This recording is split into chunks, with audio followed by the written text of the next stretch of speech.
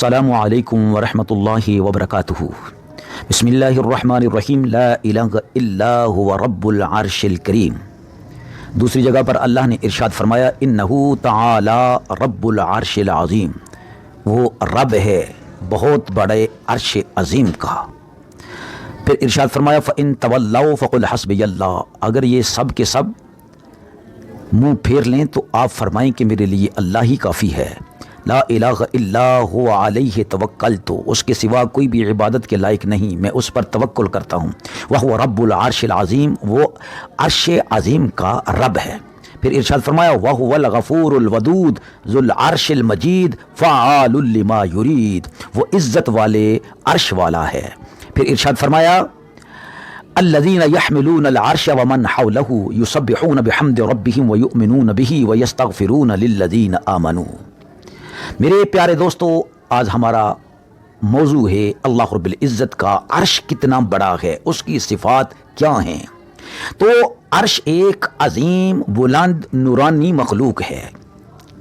अर्शो कुर्सी पर ईमान लाना वाजिब है।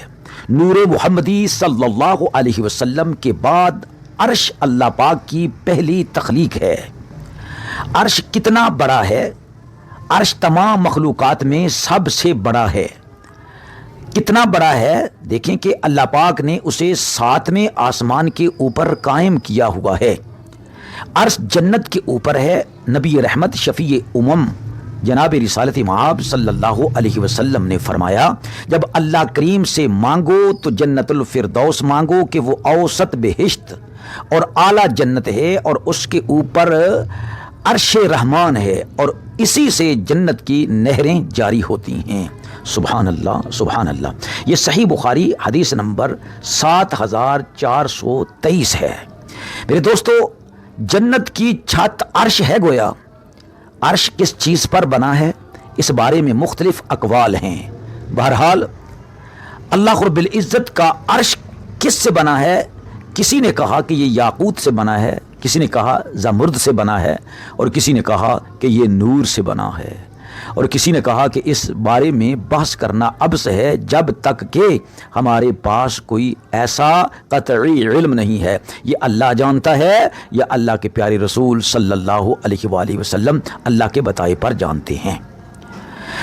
इस बारे में उलमा किराम फरमाते हैं कि तहकीक ये है कि अर्श गोल नहीं है बल्कि वो गुंबद नुमा है जो जन्नत की छत होने के साथ तमाम मखलूक़ात और दुनिया के ऊपर साया फिगन है।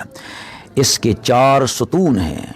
ज़मीन व आसमान से भी पहले हज़रत सैयदना अब्दुल्ला बिन अब्बास रज़ियल्लाहु ताला अन्हु फरमाते हैं, हर मेमार पहले दीवारें बनाता है फिर इस पर छत डालता है, लेकिन अल्लाह तबारक व तआला ने पहले छत बनाई फिर दीवारें, क्योंकि उसने ज़मीन व आसमान को बनाने से पहले अर्श बनाया, फिर हवा को पैदा फरमाया और इसके पर बनाए और इन परों की कसरत को अल्लाह ताला ही जानता है। फिर हवा को हुक्म दिया कि वो पानी को उठाए। अल्लाह ताला का अर्श पानी के ऊपर है जबकि पानी हवा पर है। इसके बाद अल्लाह ताला ने अर्श को उठाने वाले फरिश्तों को पैदा फरमाया। अल्लाह ताला को अर्श और कुर्सी की हाजत नहीं, बेशक वो दोनों के बनाने से पहले भी था, हालांकि उस वक्त मकान भी न था। ज़मीनों आसमां से पहले अर्श कहाँ था?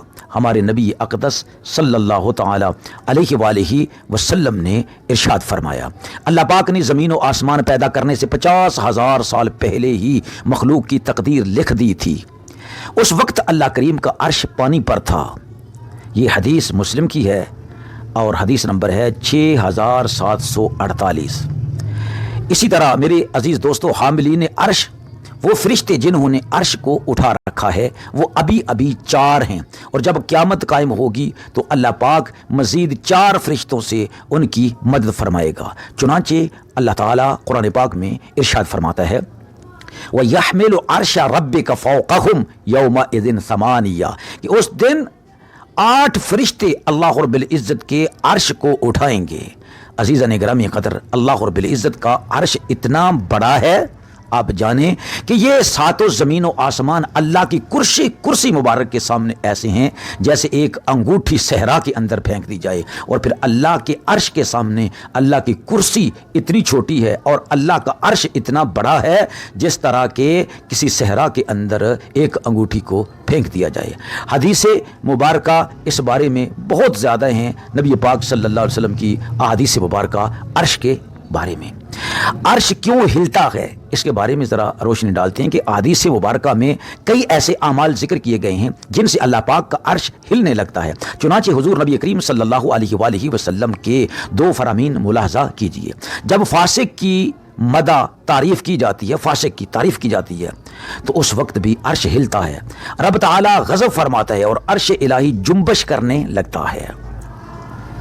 نمبر 2، شادی کرو، رسول اللہ نے فرمایا، اور طلاق نہ دیا کرو کہ طلاق سے عرش الہی ہلنے لگتا ہے۔ بعض اوقات عرش مبارک کا ہلنا رحمت الہی کی وجہ سے بھی ہوتا ہے، جیسا کہ نبی اکرم صلی اللہ علیہ وسلم نے ارشاد فرمایا، اچھی نیت عرش سے چمٹ جاتی ہے، اور پس جب کوئی بندہ اپنی نیت کو سچا کر دیتا ہے، یعنی جس نیک عمل کی نیت کی ہے وہ پورا کر دیتا ہے، تو عرش ہلنے لگ جاتا ہے، پھر اس بندے کو بخش دیا جاتا ہے۔ عرش کے سائے میں سب سے پہلے کون ہوگا؟ سید المرسلین رحمت للعالمین صلی اللہ علیہ وسلم کا فرمان ہے کہ بے شک قیامت کے دن اللہ کریم کے عرش کے سائے میں سب سے پہلے جگہ پانے والا وہ شخص ہوگا جس نے کسی تنگ دست کو مہلت دی تاکہ وہ قرض کی ادائیگی کے لیے کچھ پالے، یعنی کچھ دن اسے اور مل جائیں اور وہ پیسہ بھی اکٹھا کر لے، یا اپنا قرض کسی نے غریب کو معاف کر دیا اور کہا کہ میرا مال تم پر اللہ کریم کی رضا کے لیے صدقہ ہے، اور اس قرض کی رسید کو پھاڑ دے۔ سبحان اللہ۔ اللہ سبحانہ و تعالی نے جو رشتہ داری ہے دنیا کے اندر انسان کے رشتے ہیں، رشتے نے اللہ رب العزت کے عرش کو تھام رکھا ہے کہ اللہ میں تیری وجہ سے ہوں، لہٰذا اللہ رب العزت کا عرش کانپ جاتا ہے جب کوئی رشتے کو توڑنے کی بات کرتا ہے یا رشتے کو توڑ دیتا ہے۔ اسی طرح کوئی امانت رکھتا ہے کسی کی چیز کو، پھر وہ امانت میں خیانت کرتا ہے۔ اللہ رب العزت اپنے عرش پاک کے صدقے فرما کر قیامت والے دن ہمیں اپنے عرش کا سایہ عطا فرمائے۔ آمین۔